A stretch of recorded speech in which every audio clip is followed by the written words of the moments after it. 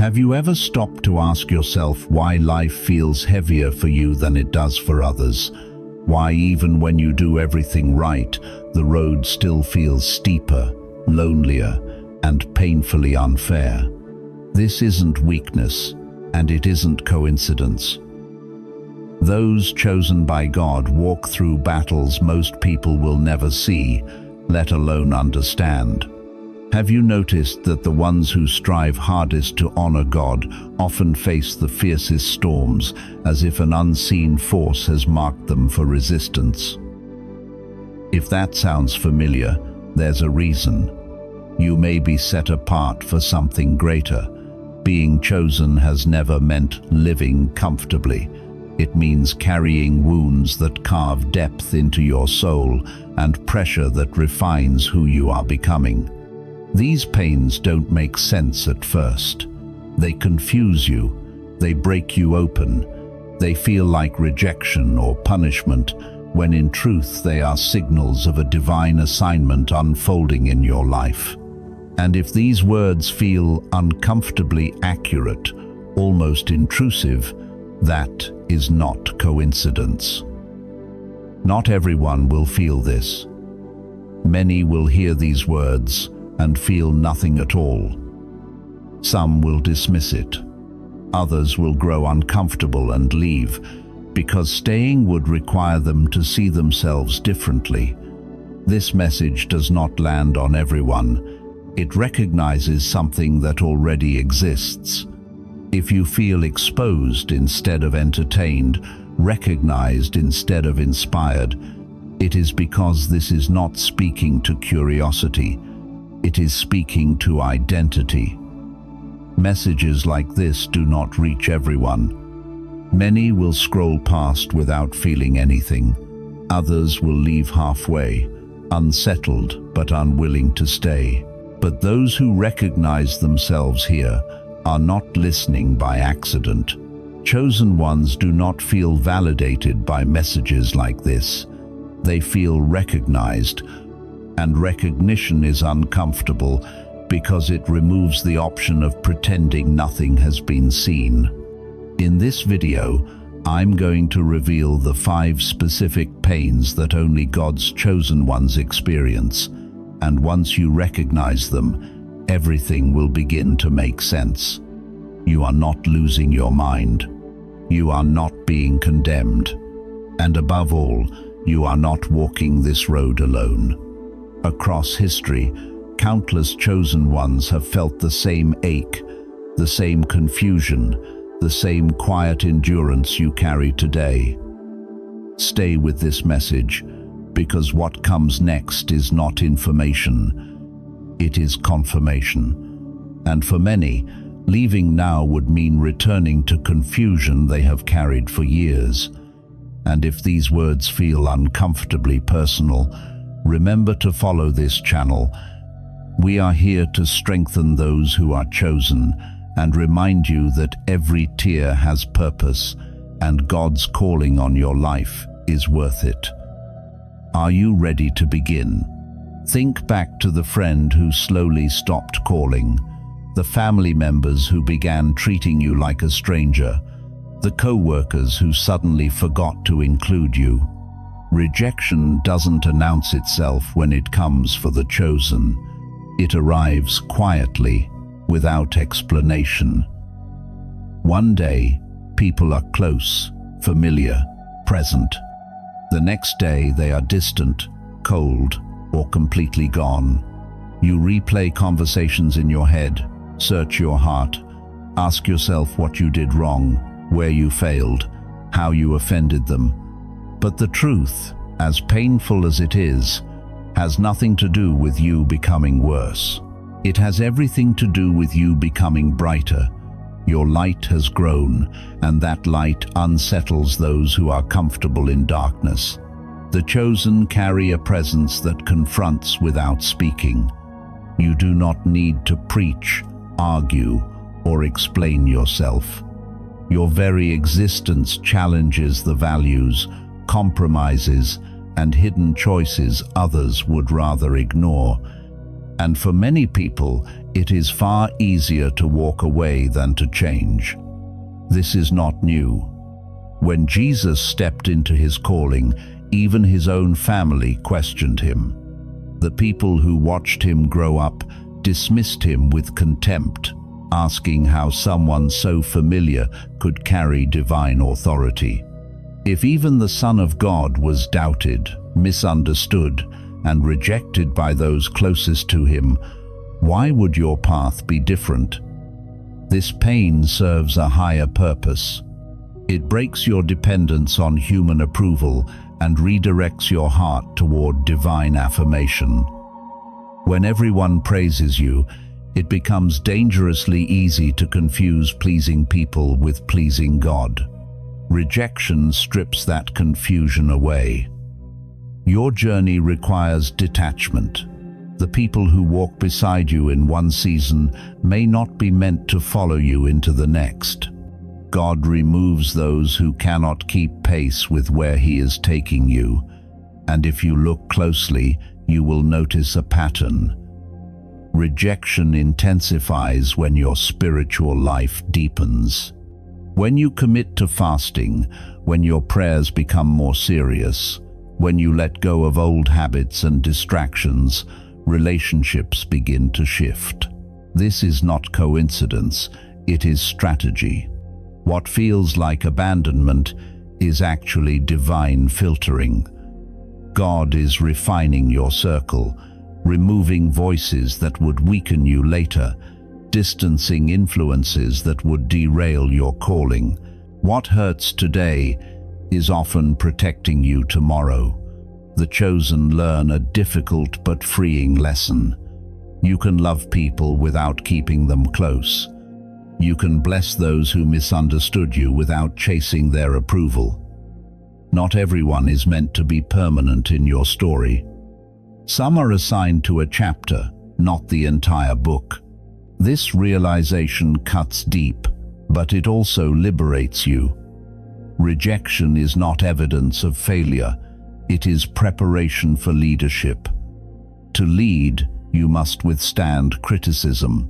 To speak truth, you must endure disbelief. To serve with integrity, you must accept being misunderstood. Rejection strengthens your endurance. When doubts surround you, you begin to see clearly that many are not reacting to what you have done, but to what you represent. Your obedience reminds them of promises they abandoned. Your faithfulness highlights the compromises they made. Your light exposes areas they hoped would stay hidden. That is why trying to win back everyone is exhausting and pointless. Stop forcing doors God has already closed. Stop chasing connections He has removed. Trust that what leaves is making space for what must arrive. New relationships will come, people who recognize your calling, people who respect your vision, people who strengthen your walk instead of questioning it. Many people disconnect at this point, not because this message is wrong, but because recognizing it would require them to see their life differently. If you stay, what you have called rejection will begin to rearrange itself into meaning. Stay with this message, because what feels like rejection is actually alignment. And once you see it clearly, everything about your past losses will begin to make sense. Chosen one, if this is speaking to you, support this message, like the video, subscribe, and write "I receive" in the comments. Now breathe and stay with me, because the next part is for the season you're in right now. There is a kind of loneliness that no amount of company can cure. For a chosen one, a crowded room can feel more isolating than complete silence.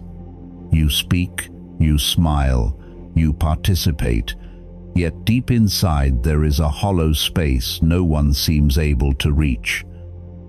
It's not because people are absent, but because no one truly understands what lives within you. How do you explain that your inner world is vast, complex, and alive in ways others cannot even imagine. You catch yourself holding thoughts you dare not speak aloud, visions so expansive they would sound insane to the wrong ears, revelations so deep they would be labeled extreme or unbalanced.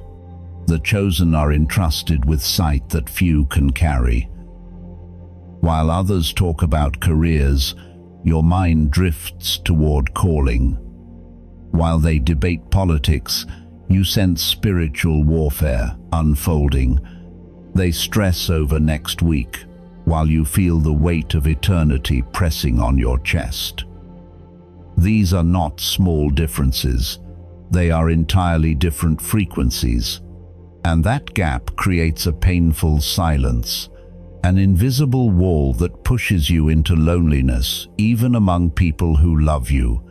This loneliness has a purpose.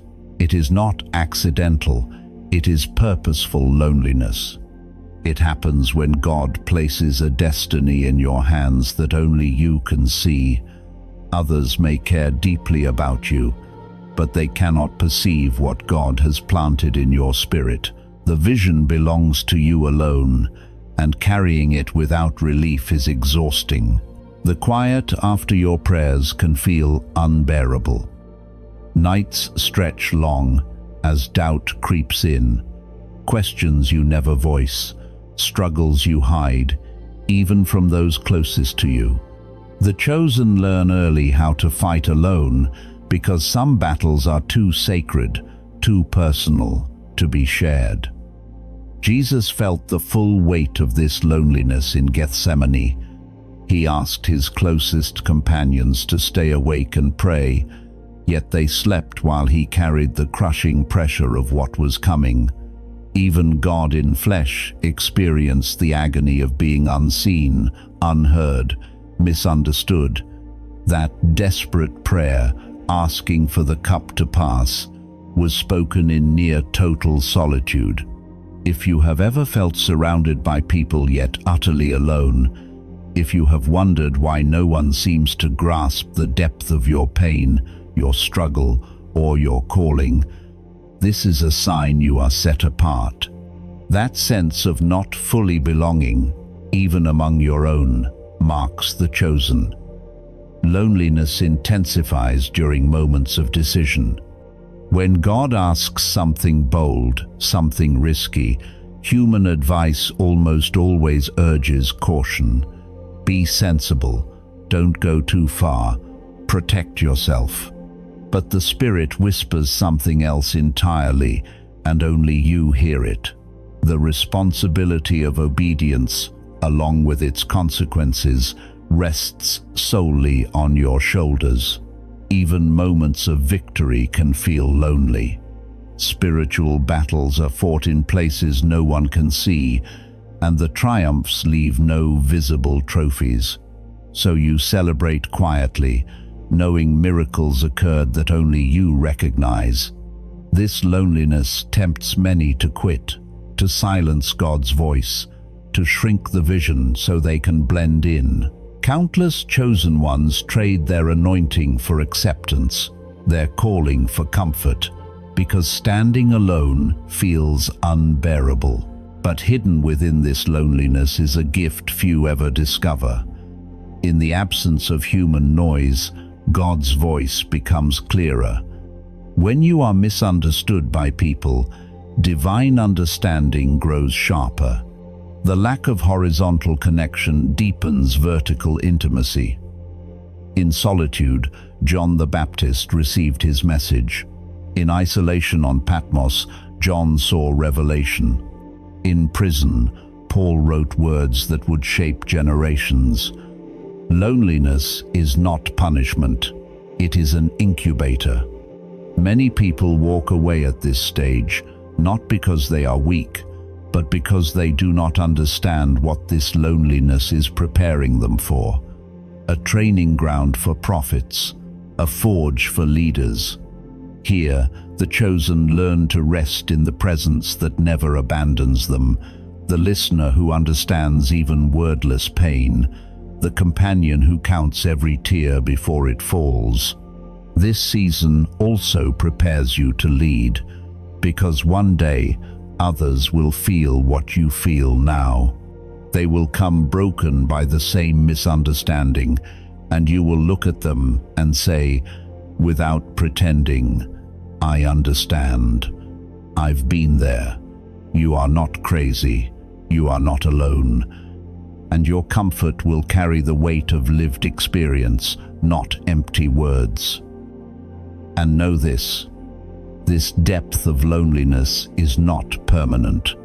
God always connects the chosen at the right moment, bringing together those who speak the same spiritual language, who recognize the struggle without explanation, who see the same horizon you have been walking toward all along. But before that connection happens, there is something you must recognize about yourself that most people never do. And that realization changes how you understand every lonely season you have survived. Inside every chosen one, there is a quiet war no one else can see. A battlefield hidden behind your eyes and beneath your prayers, where two forces collide every single day.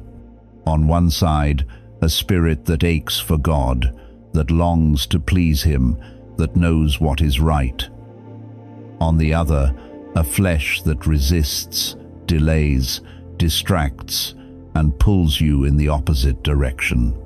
This struggle is draining because it happens within your own soul. The confusion is real. You genuinely love God, yet thoughts enter your mind that embarrass you. You decide to pray and suddenly feel overwhelming fatigue. You open the Bible with sincere intention and your focus slips away. You commit to fasting and ordinary food suddenly becomes irresistibly tempting. This inner conflict makes you question your own heart. You start wondering if you are sincere at all, if your faith is real, if something is fundamentally wrong with you. The chosen feel failure more deeply because they carry greater awareness. They know more. They have tasted grace, encountered God's presence, understood truth at a deeper level, and still they stumble. That knowledge makes the weight heavier. The guilt that follows is not light. It can feel crushing, almost immobilizing. Even the Apostle Paul confessed this very struggle, admitting that he did not do the good he desired, but kept falling into what he hated. And he wrote this not as a beginner in faith, but as a seasoned servant of God. This war exists because the chosen are marked. The enemy recognizes your potential and attacks you at your weakest points. The greater your calling, the more targeted the temptation. These attacks are not random, they are customized. If you are called to speak, your words will be tested through lies, gossip, and misuse of the tongue. If you are called to lead, pride will constantly whisper to you. If you are anointed in worship, vanity will attempt to turn devotion into performance. What makes this battle even harder is watching other believers who seem unaffected. From the outside, they appear calm, stable, at peace, while you feel torn inside. This comparison makes you doubt yourself. You wonder if your faith is defective, if God is frustrated with your repeated failures. But here is the truth few understand. This conflict is not proof of weakness. It is evidence of sensitivity. Those who feel no war at all have often already surrendered to one side. The absence of struggle does not always mean victory. Many times it means defeat. The chosen feel the weight of sin more acutely. They are disturbed by things the world calls normal. They notice compromise where others feel comfortable. This sensitivity is painful, but it is a gift. It means the Holy Spirit is active within you, convicting, guiding, refining. The battle becomes even more intense when it moves beyond actions into unseen territory. Thoughts, intentions, hidden motives. The chosen learn that holiness is not about appearance, but about what happens where only God can see. This conflict often escalates at key moments. Before a breakthrough, before a retreat, before stepping into a new calling. The timing is not accidental, it is strategy. The flesh is clever. It finds excuses, spiritual justifications, selective scriptures to quiet your conscience. It compares your struggles with others to minimize the seriousness of your own. This ability to deceive yourself can be terrifying. And here is what you must understand. This struggle does not disappear in this lifetime. There is no moment where the flesh goes completely silent. What changes is you. Your response matures. Your recovery becomes faster. Your honesty before God deepens. Many times, this war feels unbearable because of unrealistic expectations. You were never called to flawless perfection, but to sincerity. Not to never fall, but to rise again. Not to avoid struggle, but to learn how to fight correctly. And you are not alone in this battle. The same Spirit living inside you prays on your behalf when words fail. Christ, your high priest, understands your weakness and intercedes for you. Heaven notices every small victory you win.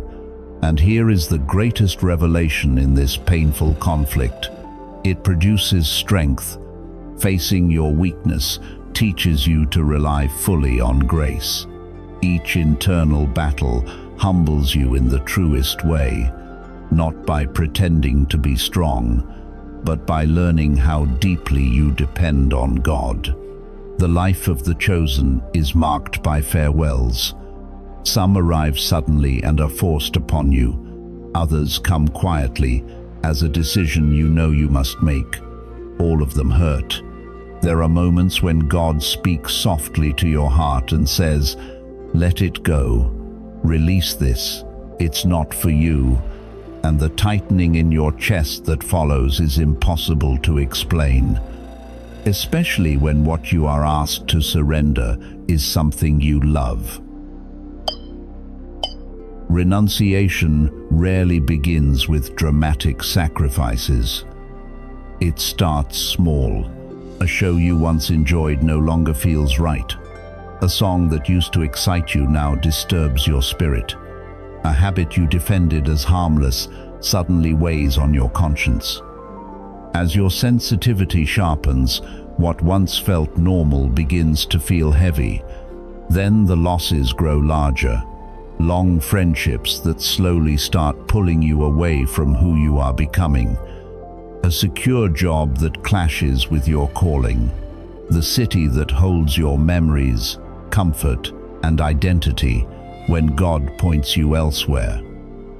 A romantic relationship that feels good but lacks spiritual alignment. And the most confusing part is this: many of the things God asks you to release are not bad things. They are good things. Opportunities, promotions, relationships, plans that for anyone else would be considered blessings, but for you would lead you off course. Abraham felt this when he was told to leave his land, his relatives, his father's house, everything that made him feel safe. Moses walked away from power and luxury. Paul counted as worthless everything he once built his life around. Renunciation is the cost of being chosen. You live the tension of Esau and Jacob at a deeper level, constantly choosing what lasts over what feels good now, purpose over comfort, divine approval over human applause. And often, none of it makes sense to the natural eye. Renunciation also comes through pruning. God removes relationships, connections, even ministries you built with sincere intention. Projects you poured your heart into suddenly end, and you ask why something that looked right had to be taken away. The answer usually comes later. God's math is different. He subtracts to multiply. He removes the good to make room for the best. He closes doors not to punish you, but to redirect you. Yet in the moment, all you see is loss. The chosen also face financial surrender. While others invest in comfort and status, you invest in the kingdom. Money that could buy ease is redirected toward missions, people, causes that will never repay you. You choose simplicity for the sake of obedience, and hidden within every surrender is a quiet beauty. Every no spoken to the world is a yes whispered to God. Every act of obedience creates space for blessings that would not fit in the old version of your life. It is like emptying a cup so it can be filled with something greater. Many quit here. The pain feels excessive, unfair. You ask why you must give up so much when others seem to move forward effortlessly. The sense of injustice eats at you, but different callings require different preparations. The deepest surrender is not external at all. It is the surrender of self, dying daily, letting go of control, of your timelines, your methods, your need to understand. As John declared, "He must increase, and I must decrease." This dying of ego is both the most painful and the most freeing surrender. Jesus said it plainly. Anyone who wants to follow must deny themselves, take up their cross, and keep walking. The chosen live a life of repeated self-denial, but each surrender shapes you closer to who God intended you to be. And then there is the waiting. Time moves differently for the chosen. While the world rushes forward, you feel stuck in slow motion. Days stretch into weeks, weeks into months, months into years, and the promise God planted in your heart remains unfulfilled. God's silence becomes unbearable. You pray and feel nothing. You search for direction and find only closed doors. The last confirmation you received feels distant, almost unreal. Doubt creeps in. Did God really speak, or did you imagine it all? Joseph dreamed big at 17 and spent years forgotten in a prison. David was anointed king and then spent a decade hiding in caves, hunted like an animal. The waiting tests every fiber of faith. Spiritual dryness sets in. Prayer feels one-sided. Worship feels hollow. Scripture no longer stirs your heart, and the question rises uninvited. Did I misunderstand everything? In these long seasons, comparison becomes a tormentor. You watch others advance, succeed, receive instant answers. Testimonies of quick breakthroughs sting. You wonder why your process is so slow, so heavy, so quiet. The urge to force results grows strong. When God delays, you want to help him, like Abraham, creating Ishmael when the promise felt late. Like Saul, acting out of impatience instead of waiting. Human solutions to divine promises always cost more than waiting. Even in spiritual conversations, you begin to hold back.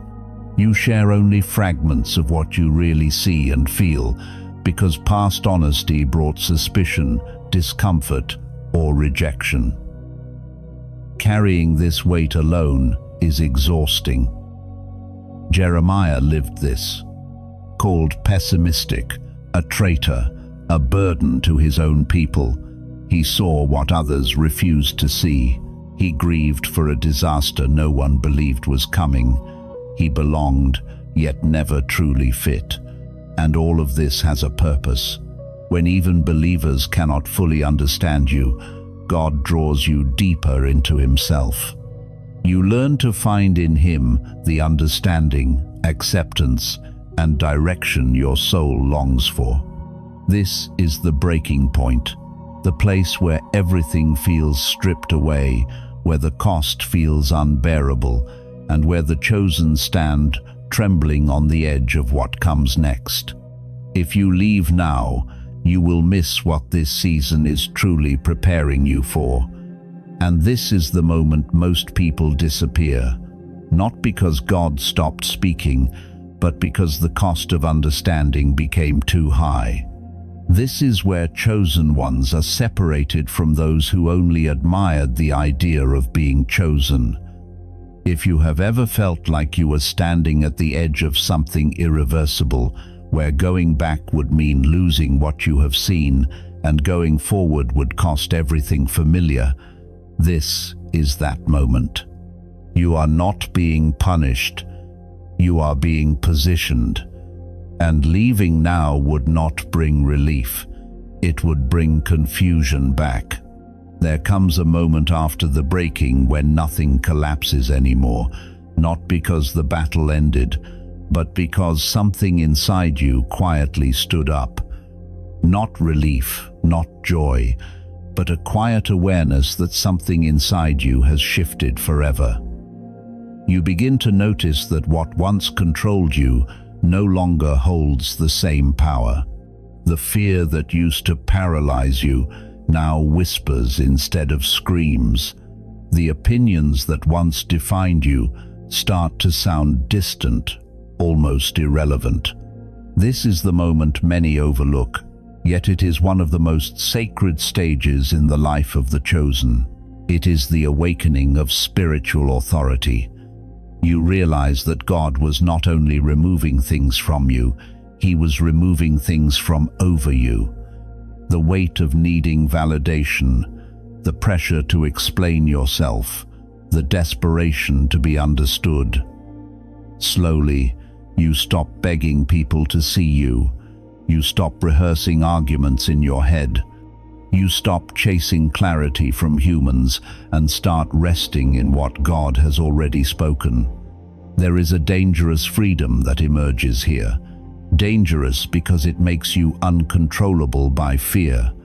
You understand that obedience matters more than outcomes, faithfulness more than speed, alignment more than applause. You also begin to discern more sharply. Situations that once confused you now reveal their true nature quickly. You sense when to speak and when silence carries more power. You recognize distractions not by how sinful they look, but by how much they drain your focus. This is not arrogance. It is discernment forged through pain. With this awakening comes responsibility. You realize that surviving what broke you was not just for your own healing. God was shaping your perception so you could see clearly when others cannot. You start to recognize patterns in people's struggles, not to judge them, but to intercede. Your prayers change. They become quieter, deeper, less about asking and more about aligning. You no longer rush God with timelines. You trust His pace because you have learned what happens when things come too early. There is also a sobering truth you accept in this phase. Not everyone who meets you now deserves access to you.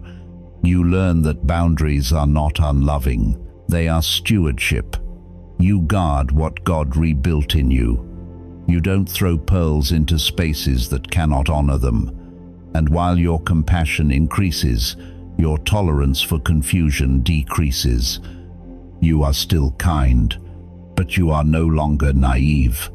You still love, but you are no longer available to be drained. This stage feels lonely in a different way. Not the loneliness of being misunderstood, but the loneliness of outgrowing certain spaces. You can sit among many and still know you no longer belong there, and that is okay. This is the quiet confidence of someone who has been stripped, tested, and preserved. You are no longer asking if God is with you. You know He is. Not because everything worked out, but because He carried you when nothing made sense. This is where preparation becomes posture. You are not rushing toward the promise anymore. You are becoming the person who can hold it. And this inner readiness is the signal that the next season is closer than you think. God is not asking you to fix yourself, prove anything, or carry more weight to become worthy of what is coming. Nothing is missing in you. Nothing needs to be forced. In this moment, you are invited to pause, to let your shoulders drop, to stop rehearsing what went wrong or what might come next.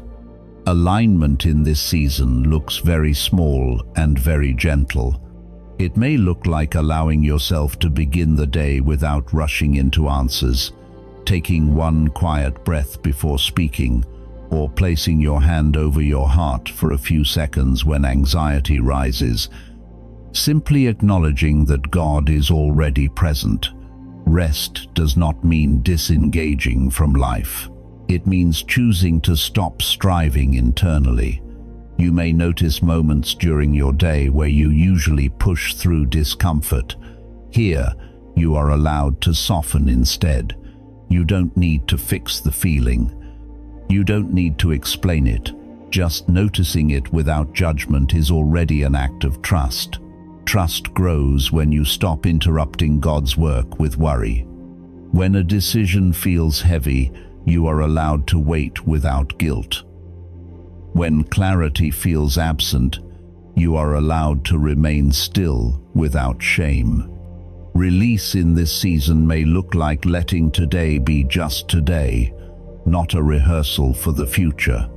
It may look like gently placing your plans back into God's hands at night, saying nothing more than, "You see what I cannot see." Receiving does not require effort. It often happens in quiet moments, in ordinary spaces, when you stop trying to be ready. You may receive peace before answers, reassurance before direction, strength before understanding. These are not delays, they are provisions. If exhaustion surfaces, it is not failure. It is an invitation to lean instead of push. If emotions rise unexpectedly, you are allowed to feel them without turning them into conclusions. God is not measuring your productivity. He is honoring your availability. Alignment happens when you stay where grace is flowing, instead of chasing where pressure lives. Even now, without doing anything differently, something is being arranged beyond your reach. You don't need to manage timing. You don't need to control outcomes. You don't need to understand the full picture to be held safely within it. What is meant for you is not fragile. It will not be missed. It will not require force. You are allowed to rest in the truth that God is doing His part completely, faithfully, and on time, and you are free to remain here, breathing, trusting, and allowing what is yours to arrive without strain. What you have felt while listening to this was not random, and none of it was wasted. The wait, the pauses, the moments of recognition and quiet emotion all belong here. Nothing about your journey has been delayed, misplaced, or overlooked. You are not behind, and you are not wandering without direction. Every season you have walked through has been shaping you in ways that cannot always be explained, only trusted. Even the questions, the waiting, and the moments of silence have carried meaning. You have not been forgotten, and you have not missed what was meant for you. The path you are on matches the season you are in, and it is holding you exactly where you need to be. There is no urgency placed on you now, no demand to figure anything out, no expectation to become something other than who you already are. You are allowed to rest here, to breathe more slowly, to let the tension soften. You are being kept, even in the parts that still feel unfinished. And as this message settles, you are invited to remain in this gentle stillness for a moment longer, allowing what has been spoken to rest within you as we move quietly into the prayer that follows. As you remain here, gently present, there is space to breathe and be held without effort. God. You see the ones listening now. You see the tired places words can't reach, the long nights of carrying questions, the quiet fear about what lies ahead, the heaviness that has lingered longer than expected. These hearts are not coming to prove anything or to perform faith. They are simply arriving as they are, weary, open, and honest. The exhaustion, the confusion, the sense of standing at a crossroads with no clear sign, all of it is laid before you now, not as a demand, but as a release. Where there has been pressure to hold everything together, let that pressure ease. Where anxiety has tightened the chest, let your peace move in gently. Where hope feels thin, let it be sustained without strain. You are the God who works in unseen places, the one who moves even when nothing appears to change. Just as you met Elijah in the wilderness and provided for him in ways he could not orchestrate or predict, you are present here, providing strength, clarity, and care in forms that do not require control or understanding. Nothing entrusted to you is forgotten. Nothing resting in your hands is at risk. For those who feel they have been strong for too long, let rest be permitted.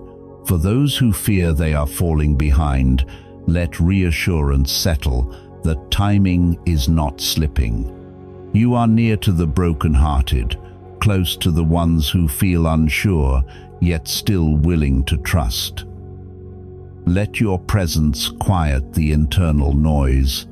Let your nearness be felt more deeply than explanations.